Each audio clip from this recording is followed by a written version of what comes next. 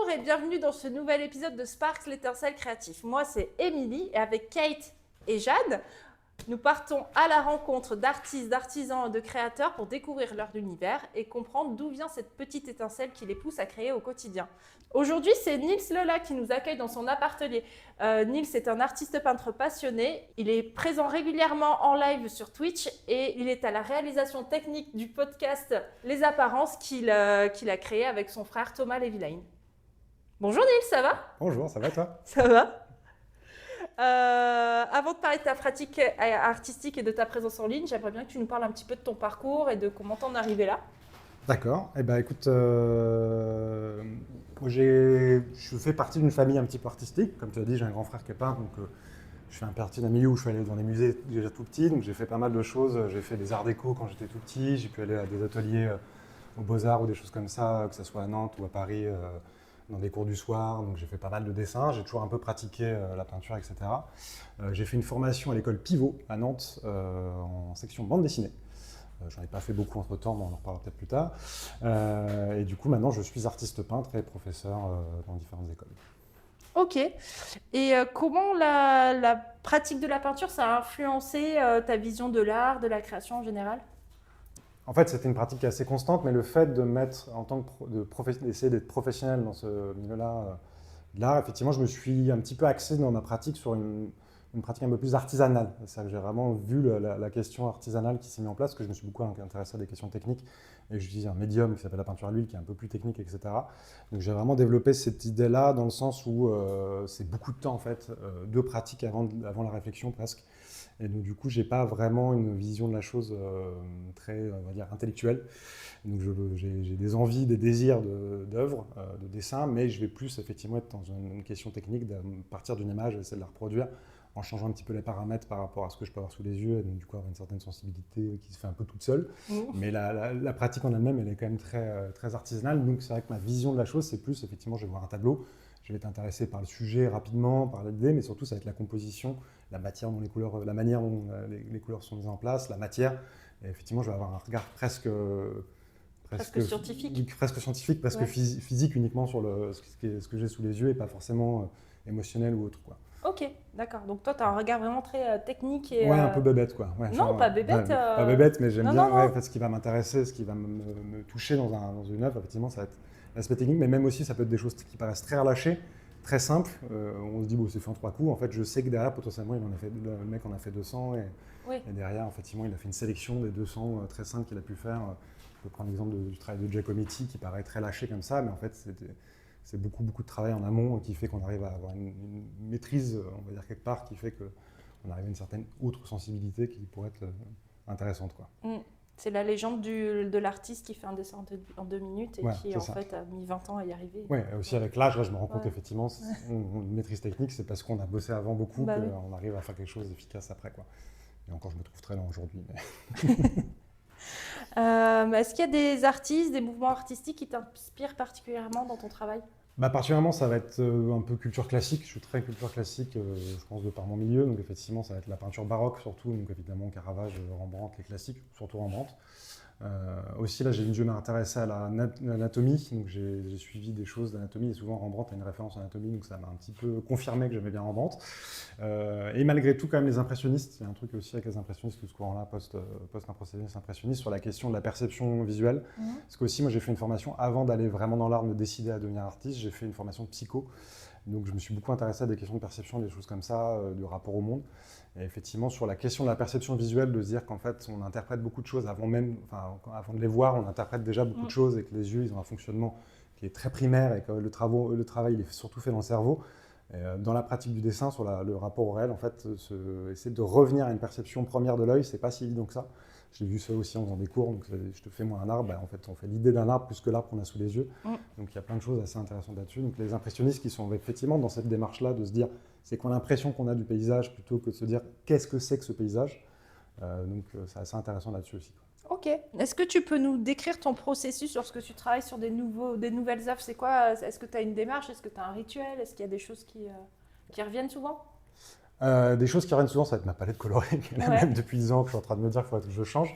Mais en fait, ma méthode, ça va être surtout beaucoup de photos. En fait, je travaille d'après photos. Je marche dans la rue, je fais des trucs. Je me suis rendu compte ces dernières années qu'en fait, je peignais énormément des choses, dans des endroits auxquels j'ai bossé de manière alimentaire et tout ça, des gens que j'ai côtoyés, etc. Donc je vais surtout vivre dans un lieu ou m'habiter un lieu ou côtoyer des gens, des espaces, et je vais les prendre en photo. Plein de fois, en fait je vais en faire plein, etc. Des fois refaire des photomontages, j'ai fait une grande série par exemple de répétitions à l'opéra. En fait j'ai fait cette série-là parce que j'ai travaillé 2 ans à l'opéra en tant qu'ouvreur, c'est tout bête. Et genre, quand j'ai fini de bosser avec eux, je leur ai dit, je peux venir faire un stage pour prendre des photos, ils m'ont dit pas de souci, etc. Et du coup j'ai pris plein de photos, j'en ai pris, j'ai pu assister à en tout 6 répétitions, j'ai fait plus de 5000 photos et j'ai sorti 14 toiles avec ça, où j'ai modifié un peu les choses, j'ai vu les images qui me convenaient. Et effectivement, après, je pars de cette photo-là, que je vais venir projeter sur une toile. Alors là, c'était des grands formats, c'était un peu mes premiers grands formats.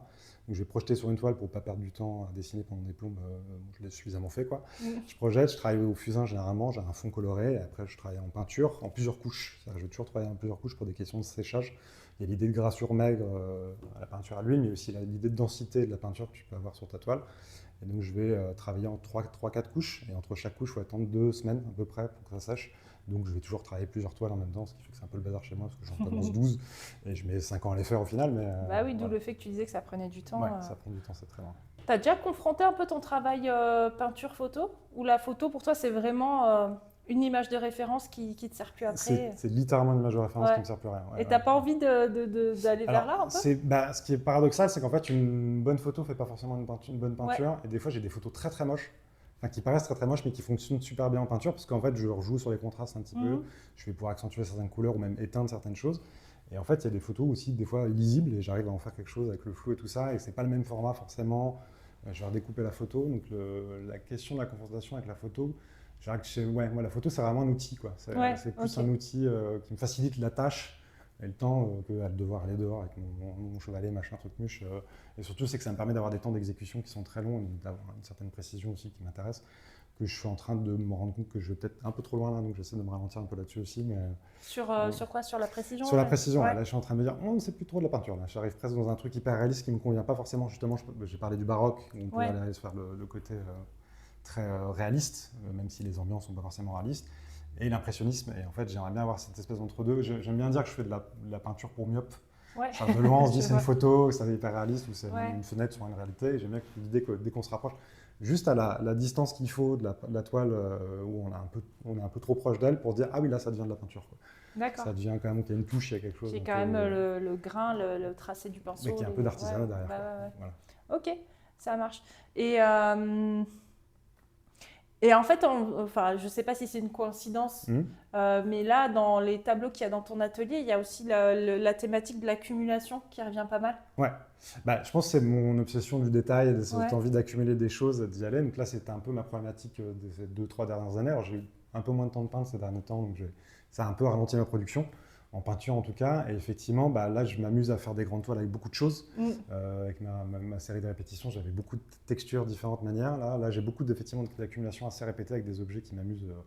J'aime bien ce côté un peu fouillé. Et effectivement, comme on est dans une période où on a beaucoup d'images, je pense que j'ai eu un réflexe d'aller vers des images très fournies pour que l'image se suffise à elle-même quelque part. Mais c'est aussi parce que c'est des lieux qui m'attirent et que je pense que j'ai eu envie de ce truc un peu total de l'image qui permet de raconter 12 histoires dans une seule image.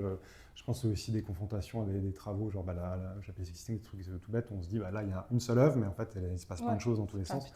Donc je pense qu'il y a un paradoxe là-dessus, effectivement, qui m'intéresse pas mal sur le côté simple, même si fouillé, en fait on peut se balader dedans pendant des plombs, mais des compositions un peu complexes. Je pense aussi m'embêter un peu sur justement ces histoires de composition un peu plus complexes. Comme je pars d'après photo, des fois je peux avoir des choses très simples. Et j'aime bien le plaisir de rendre les choses un peu plus compliquées. Enfin bref, j'aime pas me simplifier la vie.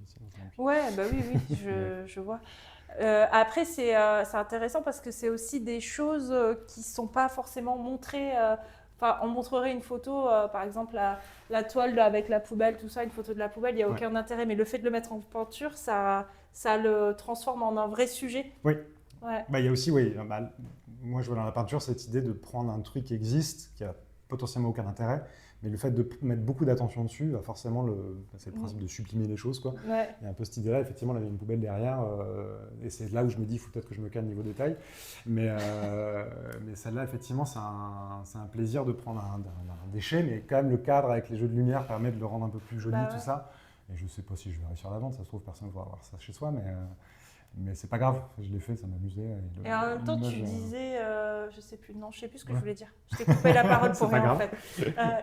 Mais est-ce que tu as lu La carte et le territoire de Houellebecq? Non, je ne l'ai pas lu. Non. Et à un moment donné, justement, il dit quelque chose un peu comme ça.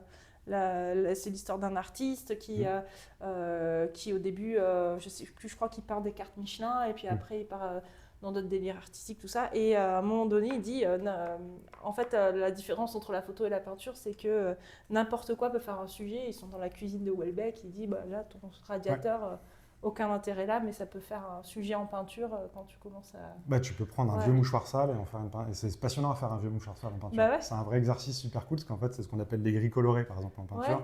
Et c'est hyper dur à faire techniquement, ça demande de mettre plein de couleurs dans tous les sens, à part que c'est juste un vieux mouchoir sale. Ouais. Donc oui, complètement. Je vois très bien. Je vois. Ah oui, j'ai retrouvé ce que je voulais dire sur notre peinture, c'est que nous, on la voit là, on se dit, ah, elle est hyper cool. Ouais. Mais toi, tu dis, non, mais elle n'est pas finie. Ouais. Alors que pour nous, elle pourrait être finie. En fait, je pense que c'est aussi le défi de savoir s'arrêter, quoi. Ouais, c'est la question de savoir s'arrêter. Alors celle-là, c'est justement, il faut que j'arrive à remettre... j'ai eu une première couche de placement de dessin, on va dire. Là, on est sur la deuxième couche, qui est effectivement celle où je viens commencer à pinailler un petit peu sur les détails, à reformer les choses.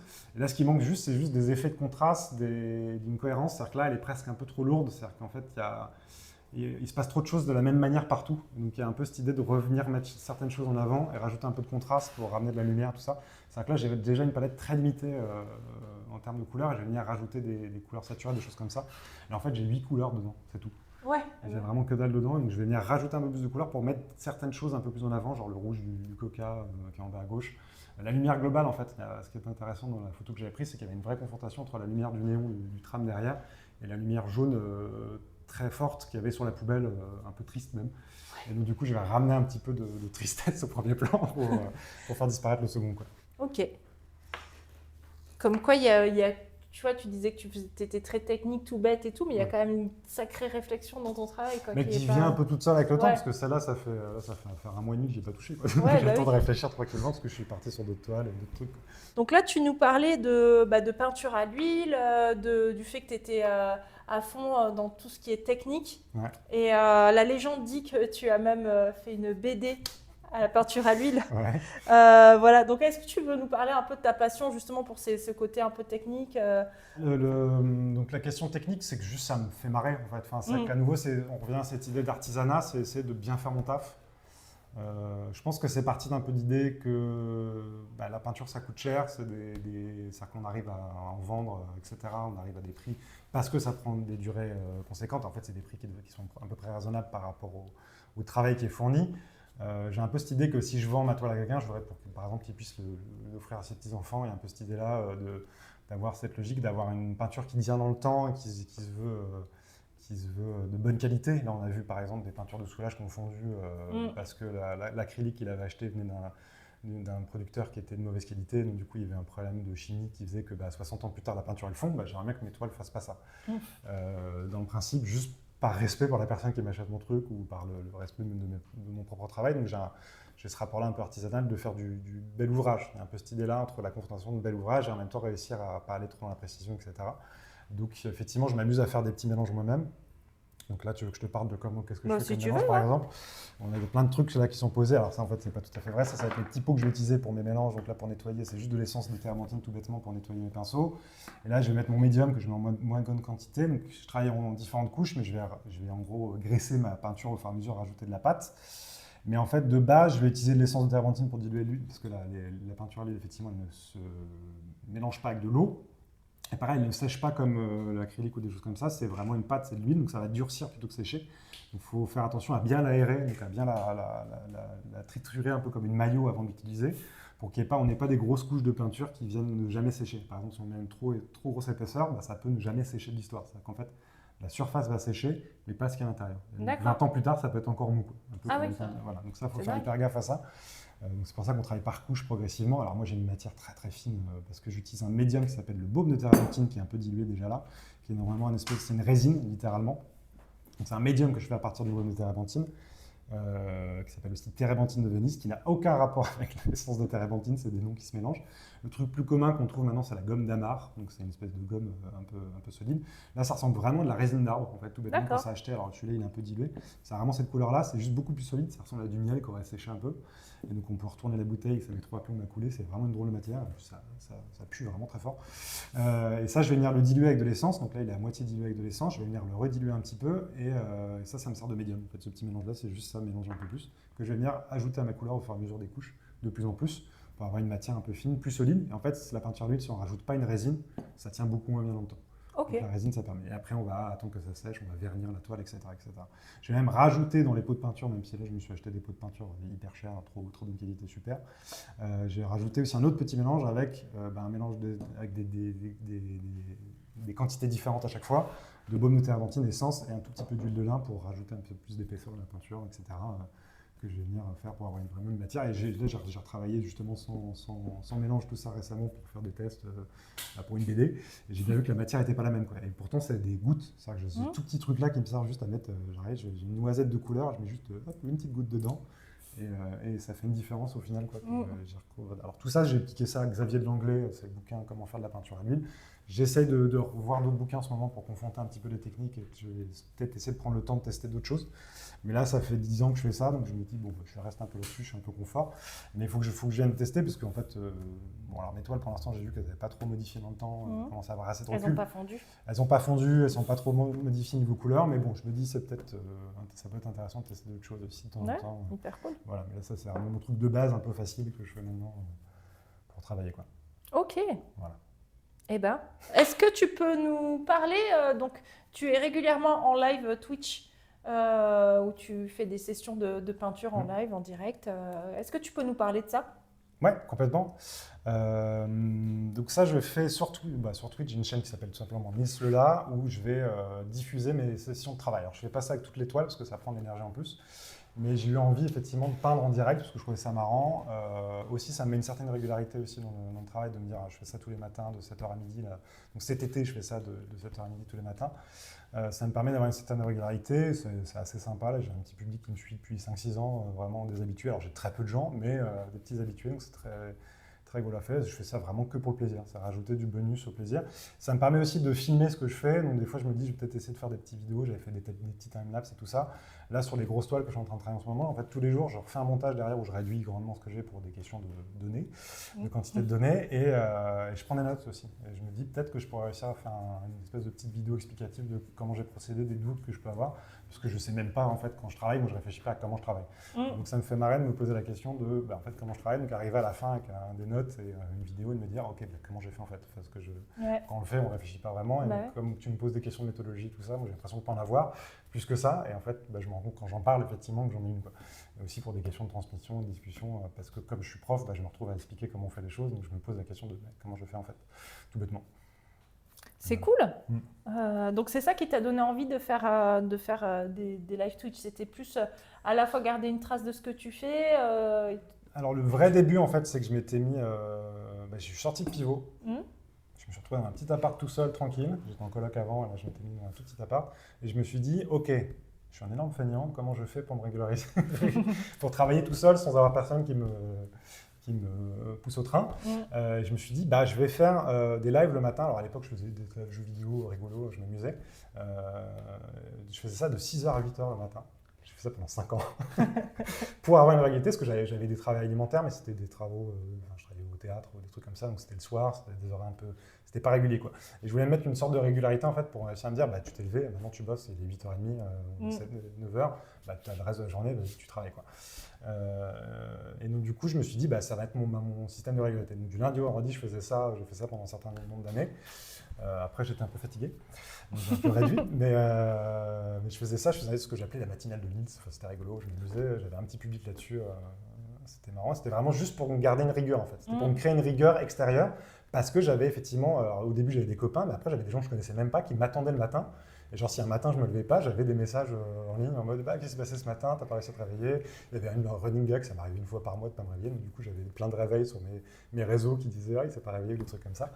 Et en fait, ça a créé un truc un peu de, ok, j'ai envie de me lever. Parce que moi j'ai un truc où j'aime bien voir du monde, et comme j'étais tout seul dans mon petit appart, j'avais un truc un peu sympa de, ah, bah, je vais aller voir les copains avant de me mettre au boulot, quoi.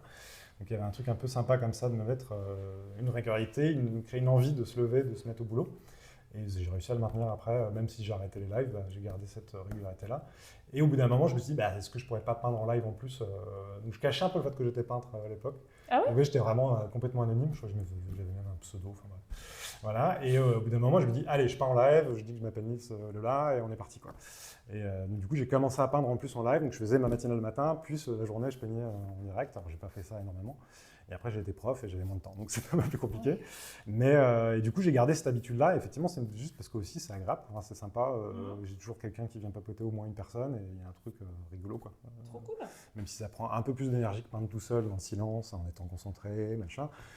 Ça met un peu de plaisir, quoi. Enfin, c'est très plaisant, quoi. Et quand t'es pas en live, tu peins en silence? Ou tu te mets de la musique? Non, je mets du mets gros hip-hop, de la techno et tout ce qu'il faut, quoi. Et j'ai souvent des amis qui viennent bosser aussi. Ça, je m'arrange toujours pour avoir du monde qui vient bosser. J'ai un copain qui vient depuis 10 ans chez moi bosser. On travaille ensemble, on papote de trucs, on s'écoute du rap et on se marre bien, quoi. Trop bien. Voilà. C'est quoi le plus grand défi que tu as surmonté en tant qu'artiste? Peut-être m'y mettre, en fait. C'est accepter de m'y mettre. Ouais. Parce qu'en fait, c'est plutôt un plaisir depuis que j'y suis. Non, en vrai, je crois que le plus grand défi, mais c'est le cas pour tout le monde, ça va être la visibilité. C'est la question de la visibilité, d'en faire une carrière. Parce qu'en fait, je me rends compte qu'il n'y a pas de règles. Comme c'est un métier un peu social quand même, qui a cette question-là de se faire voir, de rencontrer des gens, de se connaître. La difficulté, effectivement, c'est de se dire, est-ce que je monte à Paris ou pas à Paris? Est-ce que je rencontre machin? Est-ce que je travaille avec Bidule? Donc c'est toujours la question de presque des intermédiaires qu'il faut mettre en place pour réussir à exister en tant qu'artiste dans le métier. En plus, il y a les institutions, donc c'est rencontrer des gens dans l'institution, c'est pas forcément les mêmes systèmes dans chaque institution. Donc effectivement, c'est cette question-là. C'est la confrontation, je dirais, entre la production et la communication autour. Parce qu'en fait, tu n'as personne qui veut t'aider. Il faut avoir de l'argent si tu veux commencer à avoir des gens qui t'aident, donc il faut déjà être connu, donc il faut déjà avoir fait les questions de communication. Et j'avoue que moi, la communication, ça m'ennuie beaucoup. Mais comme beaucoup de gens d'ailleurs, comme beaucoup d'artistes. Donc effectivement, je dirais que c'est peut-être ça le plus difficile, c'est de réussir à exister régulièrement aussi. Ouais. C'est aussi ça la question, surtout quand moi je fais c'est le cas de pas mal d'artistes, je côtoie surtout des peintres, mais comme c'est des choses très lentes et qu'on est dans une époque qui est très rapide, c'est compliqué d'exister, ne serait-ce que les réseaux. Là, moi, j'ai fait une pause involontaire d'1 an où j'ai rien exposé sur les réseaux pendant quasiment 1 an. Et ça m'a fait un bien fou. Là, je m'y suis remis, j'en ai déjà marre. Et en même temps, ça m'amuse, mais c'est des trucs de rythme. Oui, puis c'est se mettre une pression de régularité. Voilà, de régularité. En plus de déjà la régularité de réussir à se mettre au travail sur un métier qui demande quand même beaucoup d'énergie et de temps, quoi. Parce que c'est des temps conséquents, c'est pas un 35 heures, quoi. C'est sûr. Est-ce que tu peux nous parler du podcast Les Apparences? Comment est né ce projet? Ouais. Alors Les Apparences, c'est littéralement mon frère Thomas qui a dit « Ah, j'aimerais bien faire ça ». Donc mon frère Thomas Lévillane, qui lui est sur Paris, il a une carrière plutôt bien lancée, disons-le. Il a quand même pas mal de connaissances. On a commencé un peu avec ses copains, puis on a évolué autour avec tous les gens qu'il a réussi à contacter. Et ça a commencé parce qu'il m'a dit, en fait, tu as les compétences techniques, vas-y, est-ce que tu veux bien m'aider à faire ce truc-là? J'ai dit, mais avec grand plaisir. Donc c'est lui qui avait eu cette idée-là de faire des interviews d'artistes contemporains. Et surtout, lui, il avait envie de montrer il a été beaucoup confronté au fait que la peinture en France, c'est un peu fini dans l'idée, là, c'est en train de revenir très fort. Et lui, il a été aux Beaux-Arts à une époque où vraiment la culture française était assez anti-peinture, pensait vraiment que c'était la fin de la peinture. Alors c'est typiquement français, mais pendant vraiment 30-40 ans, les artistes peintres, ils étaient un peu mis au bord du milieu artistique. Donc il y a eu beaucoup de choses autour de la performance, etc. Et donc lui, il a un petit peu cette arme-là de dire ça existe en fait, les artistes peintres, et il y en a plein. Là, ça fait 2 ans et demi qu'on est dessus, et on a quasiment 100 interviews. Et on en a fait toutes les semaines, depuis 2 ans quasiment, 3 ans. Et il a même réussi là, à lancer une exposition du coup, au musée d'Orsay, septembre 2024, une exposition au musée d'Orsay qui s'appelle Le Jour des Peintres, où il y a 80 artistes qui ont participé aux Apparences, qui vont venir exposer une toile en présence d'eux-mêmes durant une seule journée. Donc un truc assez conséquent, assez beau, donc un beau projet, quoi. Et en partie grâce. Au musée d'Orsay en plus. Ouais, et au musée d'Orsay. Ouais. C'est la classe. Ça, c'est hyper cool. Ouais. Ok. Voilà. Voilà. Au revoir. Bonne nuit. Non, c'est que la première page. Quels sont tes projets ou tes ambitions futures? Qu'est-ce que j'avais noté pour ça? Conquérir le monde, Cortex. Oui, conquérir le monde, ça c'est tous les jours. Mais donc mes projets, mes ambitions futures, c'est toujours un peu le bazar, ça, parce que c'est beaucoup d'occasions souvent. Donc moi, justement, comme je suis un peu feignant et que je me mets des cadres très forts, j'ai toujours tendance à faire 12 projets en même temps pour être sûr d'en faire au moins un. Et de me dire, j'ai pas le temps, vite fais ça. Donc effectivement, là, je suis sûr, par exemple, j'essaie de finir, d'avancer mes 2 grosses toiles de l'été qui n'ont pas été bougées pendant un an. J'essaie de préparer mes cours pour l'année prochaine aussi, pour les améliorer, etc. Et j'ai une bande dessinée avec un ami qui est en cours de fin de storyboardisation. On est sur le 3e storyboard là qu'on essaie de finaliser. On a déjà vu des gens pour faire des corrections, tout ça. Donc on va peut-être essayer de le faire, de voir des éditeurs avant de le faire publier. Et s'il n'y a pas d'éditeur qu'on trouve dans les 3 mois, on le fera en auto-édition, on va se débrouiller. Okay. Voilà, donc plein de petits projets. Et ça, c'est par exemple, si on arrive à faire cette BD là, ça sera potentiellement une série de BD. Donc ça peut être assez intéressant sur des auteurs de philosophie. Donc en gros, c'est des BD d'introduction et en même temps de vulgarisation d'auteurs de philo. Donc c'est un personnage qui à chaque fois lira un auteur et se posera des questions le lendemain en se torturant l'esprit sur ce qu'il a lu. Donc, voilà, un truc un peu sympa, évidemment tout en jouant avec le médium de la BD un maximum, parce qu'en fait c'est très très ludique la BD, c'est super pour faire de la vulgarisation. Voilà, donc plein de petits projets comme ça. J'ai plein d'envies que je n'ai absolument pas le temps de mettre en place, mais que j'aimerais bien faire aussi en dehors de la peinture aussi.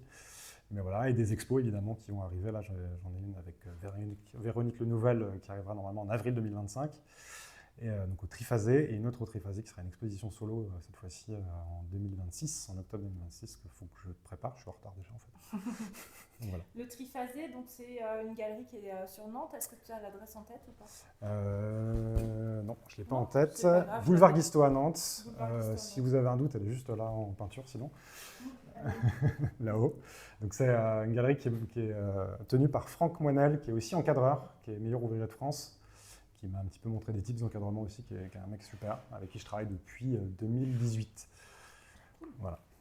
Tu nous disais que tu enseignes aussi la peinture, donc tu es dans plusieurs écoles. Alors, pas spécifiquement la peinture. J'ai commencé surtout par le dessin d'anatomie. Donc, j'ai dû me concentrer sur l'anatomie pendant un moment et ça m'a passionné. C'est-à-dire que je savais dessiner techniquement de base, je m'étais un petit peu intéressé à l'anatomie, mais pas au point de devoir le transmettre. Et effectivement, l'intérêt d'être prof, c'est qu'on doit pousser les choses à fond pour pouvoir expliquer ne serait-ce que 10% de ce que c'est l'intérêt de la chose. Et donc, effectivement, là, je m'amuse beaucoup à travailler. Encore aujourd'hui, là, je continue à bosser sur l'anat. Je me retrouve à faire de la physiologie articulaire, tellement ça m'amuse, et à me poser des questions dessus sur comment le bras il peut bouger, dans quel axe, etc. Et donc effectivement, le travail de prof, là, ça m'a beaucoup apporté, c'est vraiment, et surtout ça m'amuse très très fort. Et effectivement, sur cette question de se reposer la question de pourquoi on fait les choses et comment on les fait, ce qui permet aussi de voir des erreurs qu'on peut faire au fur et à mesure, le fait de devoir juger des autres, poser des questions de démarrage de travail, ne serait-ce que sur des questions de posture, de comment on tient un crayon, etc. C'est assez intéressant, c'est assez passionnant et c'est toujours un peu une petite enquête pour chaque élève de savoir pourquoi il n'arrive pas à le faire, je ne comprends pas. Donc se poser la question de comment lui faire comprendre ou qu'est-ce qui ne va pas dans sa perception, parce que aussi c'est des questions de perception, donc on a chacun une méthodologie, une manière de faire. Et c'est vrai que je me rends compte qu'en étant prof, je prends aussi des positions, presque pas politiques, mais des positions techniques par rapport à des questions de dessin ou d'apprentissage de dessin qui sont assez spécifiques. J'ai beaucoup de discussions avec d'autres camarades justement sur le rapport entre la ligne ou la forme, le volume ou juste la ligne de contour. Et en fait, je me rends compte que c'est un vieux débat de l'histoire de l'art entre ceux qui parlent du dessin ou de la peinture. C'est vraiment un vieux truc comme ça. T'es ligne ou forme? Je suis forme à fond. Moi, je suis très volume, justement plus impressionniste et tout ça. Il y avait un refus par exemple avec Ingres qui était soi-disant un auteur du dessin, mais en fait qui est super dans la forme. Enfin voilà, donc c'est assez rigolo. Et donc, moi, je suis très très fort, mais je suis même presque autoritaire là-dessus, quoi. Faut arrêter de faire les contours, c'est débile. Et voilà. Mais parce qu'effectivement, je trouve qu'en fait, la ligne, c'est un outil super important, mais je trouve que c'est un outil secondaire dans l'apprentissage. C'est-à-dire que le volume est la première chose qu'on arrive à voir, en fait. Le fonctionnement de l'œil amène au volume.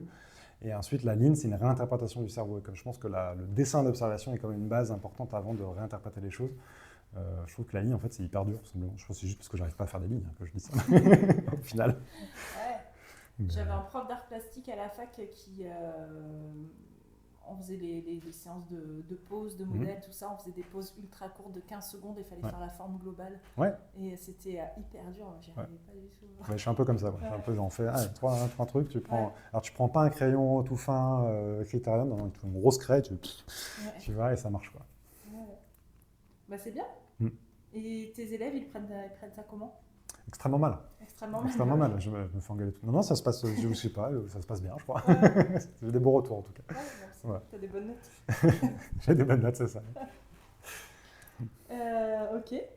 Est-ce que tu peux nous parler d'une collaboration ou d'un projet que tu aurais réalisé avec d'autres artistes, alors pas forcément des artistes plasticiens?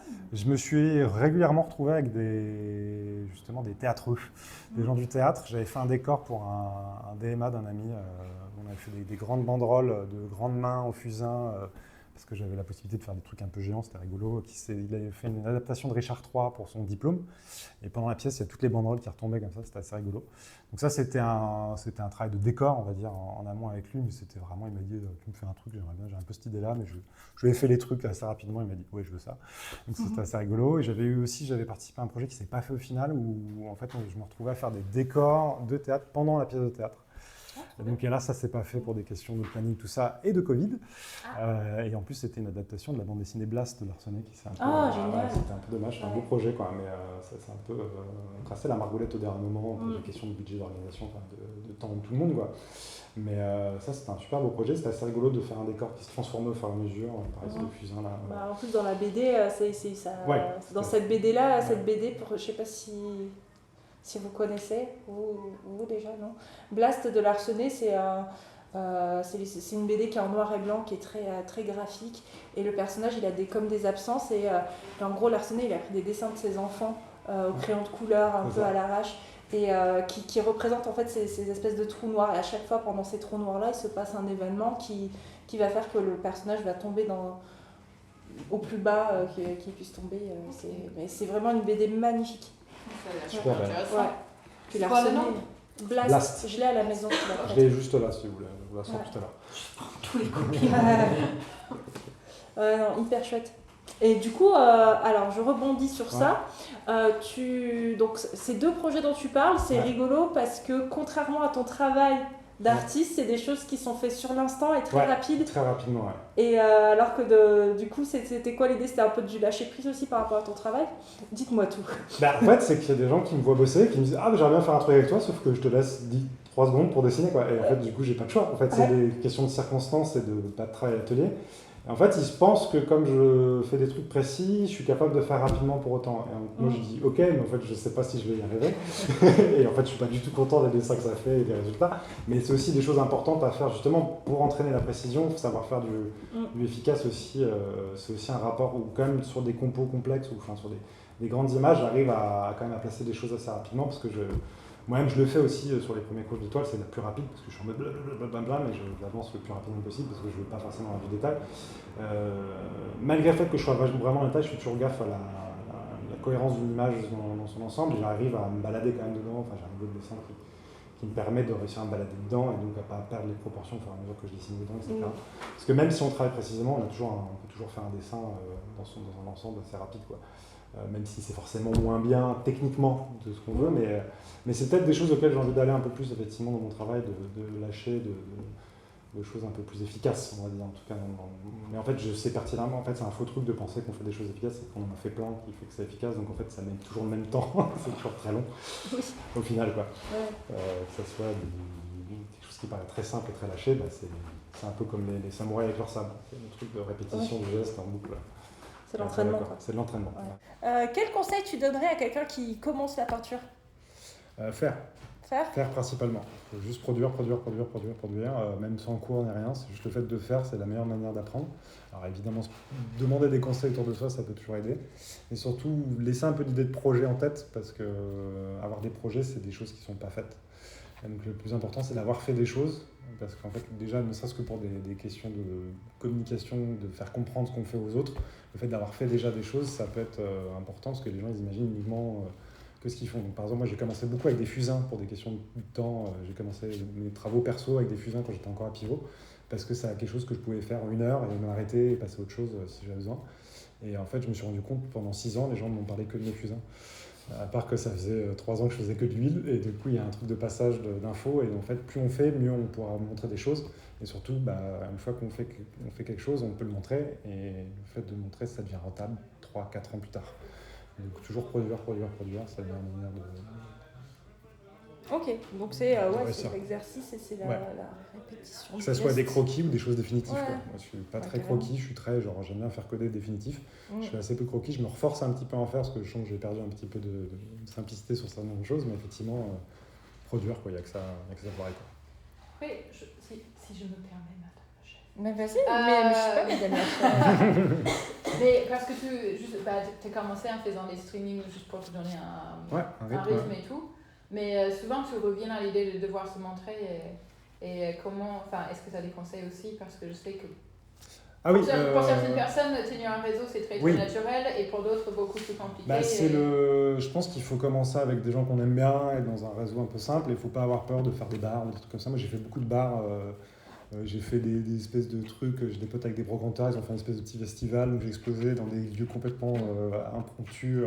À moitié dans la rue, dehors, faut pas avoir peur de faire des trucs tout nuls, qui paraissent tout nuls, mais qui en fait sont hyper cool parce que en fait, mon galeriste là, avec qui je travaille encore et que j'aime beaucoup, je l'ai rencontré dans une circonstance comme ça, un peu bébête, qui était hyper cool, où j'ai des gens qui ont vu mon travail, qui font « Ah, on connaît un pote qui est galeriste, faut qu'on monte ton travail, etc. » Mais c'est aussi parce que j'avais déjà fait des peintures qu'il a pu se dire « Ah, je vois qu'il fait des peintures. » Puis au départ, il m'a trouvé hyper prétentieux, il m'a détesté, et après on s'est vachement bien entendu, mais c'était rigolo quoi.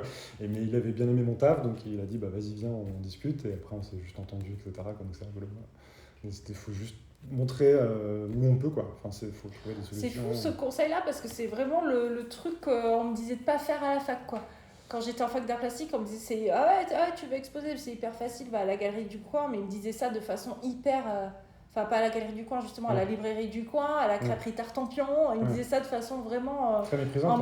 Méprisant, en mode connard. C'est facile. Ça peut ça peut aussi catégoriser comme petit artiste dans un côté, mais en vrai, faut bien montrer un moment, quoi. Même si faut pas trop baisser les prix non plus, parce qu'en fait, ça peut casser des choses, mais quitte à montrer dans un café un truc qui se vaut 500 balles, c'est pas grave, quoi. Faut quand même essayer...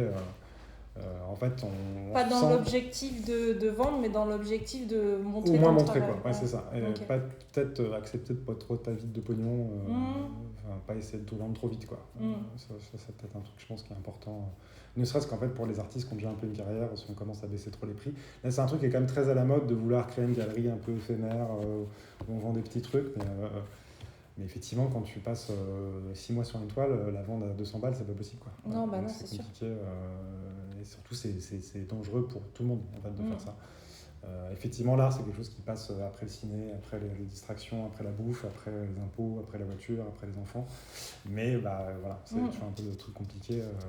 Ça reste un truc de luxe, quoi. Ça reste un truc de luxe, mais en fait, pour les artistes, ça reste très précaire aussi, parce qu'en fait, en termes de taux horaire... une toile qui se vend à 10 000 €, c'est toujours même pas 5 € de l'heure. Quoi. Donc, c'est sûr. Donc ça reste des choses assez complexes. Et surtout le milieu de l'art, en fait, le milieu culturel de la culture, c'est un des plus gros employeurs de France. C'est ce qui crée le plus d'emplois. Et ceux qui sont moins bien payés dans tout ce milieu-là, c'est les artistes. Voilà, donc c'est compliqué. Ok. J'ai froid d'un coup. Du coup, est-ce que tu penses que l'art a une importance particulière dans notre société aujourd'hui ? Alors, particulière, je pense qu'en fait, c'est un peu paradoxal parce c'est hyper présent, parce qu'en fait, on est dans une société d'image, donc du coup, la question de la composition, de la couleur, etc. est tout le temps présente. Mais le questionnement autour de l'art n'est pas forcément si important que ça.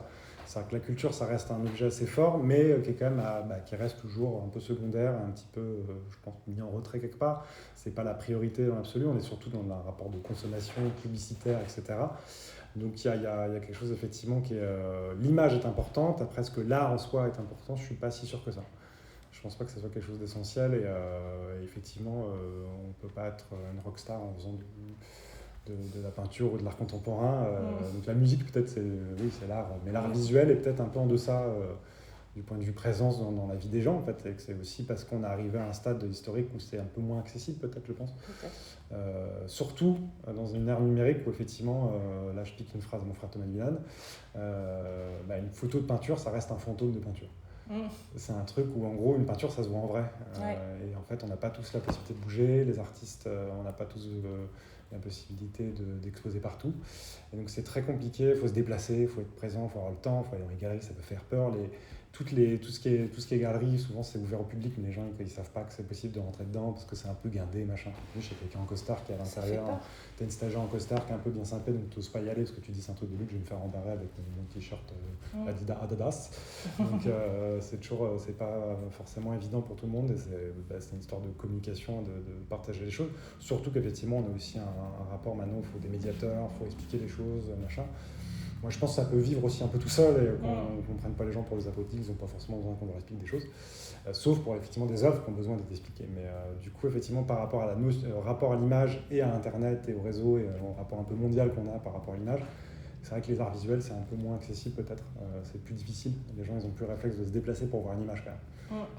On dit, tu fais quoi ? Tiens, regarde, je regarde sur ton portable et je fais, c'est bon, je connais ton art, je connais ton travail.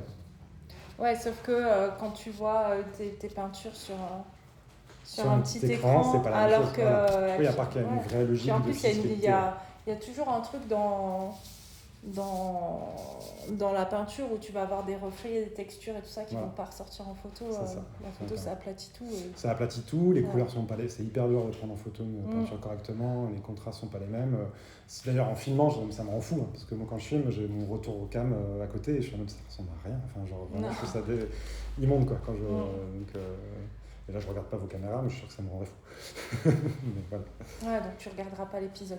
Si, je regarderai l'épisode, pas. Politesse. Oh, t'inquiète, en fait. Tu les appelleras en train de dire, t'as pourri toutes T'as mes pourri, œuvres. on dirait, ça ressemble à rien. C'était quoi le réglage de ta lumière, là ? C'est n'importe quoi.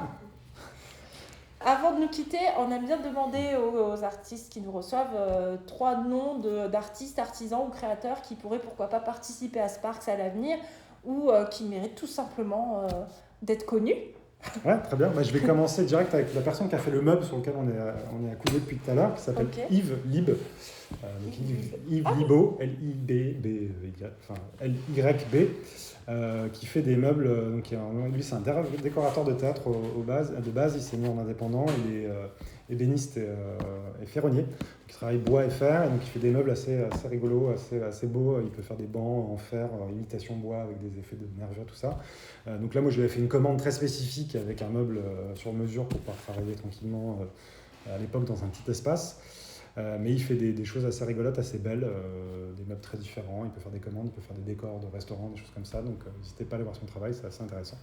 Hyper cool. Je peux vous conseiller aussi un photographe qui s'appelle Simon Bouillère, ou Simon.bng aussi. Je crois qu'il a changé de pseudo. Donc, Simon Bouillère, qui est sur Instagram tout simplement.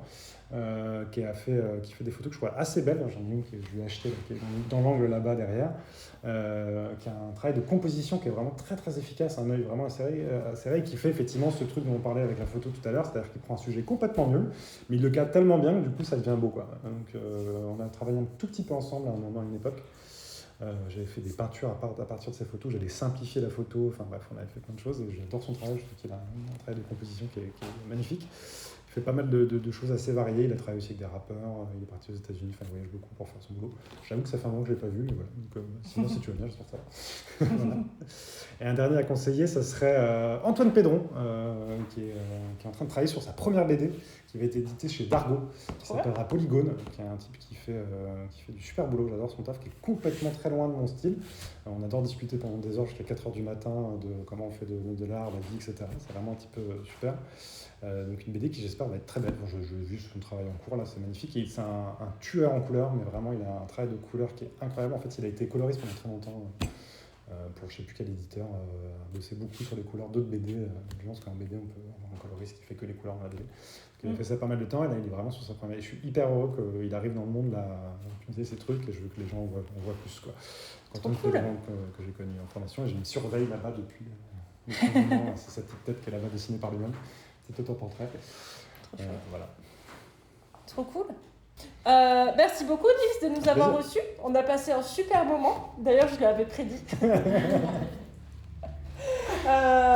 C'était super chouette. Merci de nous avoir accueillis dans ton appart-atelier qui est quand même un lieu assez assez incroyable qui te représente bien, c'est chouette. Kate et moi sommes ravis de vous avoir retrouvés aujourd'hui pour ce tout nouvel épisode de Sparks l'étincelle créative. Cet épisode est filmé, vous pouvez le retrouver sur YouTube et également sur votre plateforme de podcast préférée. En attendant, le monde a besoin des artistes, alors cultivez votre créativité au quotidien. Abonnez-vous. Ah ouais, abonnez-vous. Abonnez-vous, La petite cloche, tout ça, t'as vu? Merci pour le tips. Ah ouais, le clap.